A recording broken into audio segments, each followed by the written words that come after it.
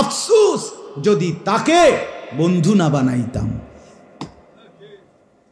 যে আমারে নারী দেখাইছে, যে আমারে নর্তকী দেখাইছে, যে আমারে ও মোবাইলে অশ্লীল ছবি দেখাইছে, যে আমারে বিড়িখানা শিখাইছে, যে আমারে জুয়ার আড্ডায় নিয়ে গেছে, যে আমারে মদের আড্ডায় নিয়ে গেছে, যে আমারে নর্তকীর উলঙ্গ ছবি দেখাইছে, যে 3টা বাজে ছেলেরা, আরে ছেলে আমার কথা শোনো ভাই, 3টা বাজে তুমি তোমার সমবয়সী বন্ধুদের সাথে বের হইলা, রাতের 10টা বাজে ঘরে ফিরিলা, 7 ঘন্টা পরে ঘরে আসলা, 7 ঘন্টার ভিতরে যেই সমবয়সী বন্ধু একবারও বলল না যে দোস্ত আসর পড়বি না, মাগরিব পড়বি না, এশার নামাজ পড়বি না, আমি নিশ্চিত বলি এটা যে বলে নাই এটা বন্ধু না, এটা শয়তান।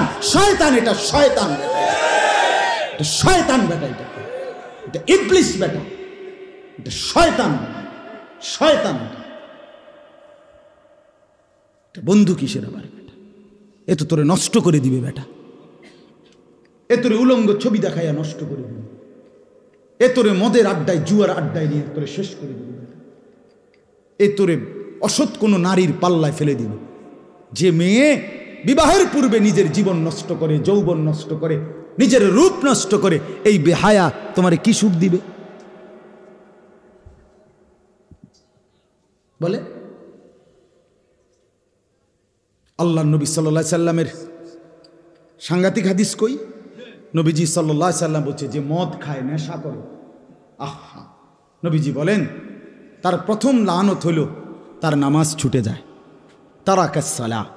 আর 2 নম্বর লানত হলো, এটা বলতো কলজা কাঁপে, নবীজির হাদিস, আল্লাহ নবী বলেন যে মদ খায়, নেশাখোর, সে অচিরেই আপনজন, আপন ঘনিষ্ঠ, আপন চাচি, আপন মামি, আপন ফুফি, আপন খালা, রাসূল বলছে এমন নারীদের সাথে জিনা ব্যভিচার করতে আগ্রহ বোধ করে, ইচ্ছা পোষণ করে, আকাঙ্ক্ষা পোষণ করে। রাসূলের হাদিস। ওয়ামান শারিবাল খামরা তারাকাস সালাহ ওয়া ওয়াকা আলা আম্মাতিহি ওয়া খালাতিহি।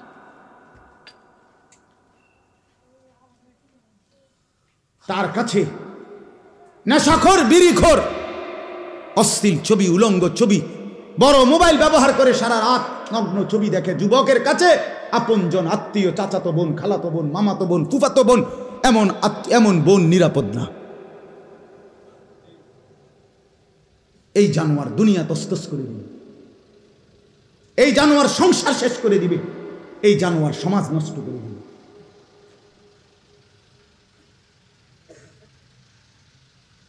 হ্যাঁ, আমি খোলামেলা